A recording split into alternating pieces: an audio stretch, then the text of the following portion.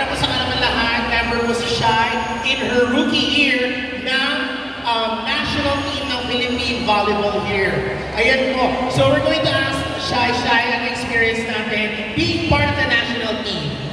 Ano po, sobrang saya po kasi big opportunity siya. One of the biggest po na nagkaroon ako sa buong career ko sa pag-volleyball. So far, so good. Actually, it's great kasi sobrang dami ko natututunan sa mga veterans na kasama ko. Yes, and syempre nalaman natin, rookie pa lang si Shai pero part na siya ng national team. And what would be your invitation to our dear classmates to support not just Philippine team ng Alas but also Adamson Women's Volleyball team this coming UAAP season 88? Hello po classmates. I just want po na supportahan niyo po kami.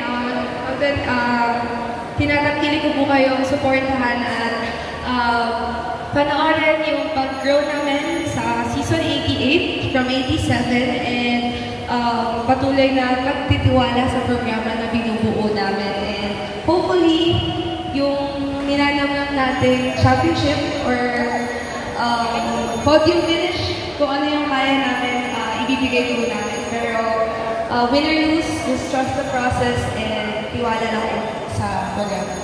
Okay, thank you very much, Shai. So now we invite our dear classmates to please join us here para po sa photo opportunity by chapter. Okay, so let's call on the Pharmacy chapter, the Pharmacy Alumni Association at Adamson University para sa photo opportunity together with Shai Natural. Ayan. Picture. Thank you very much, Shai, and good luck sa atin sa season 88 at sa inyong volleyball journey sa Alas, Philippines.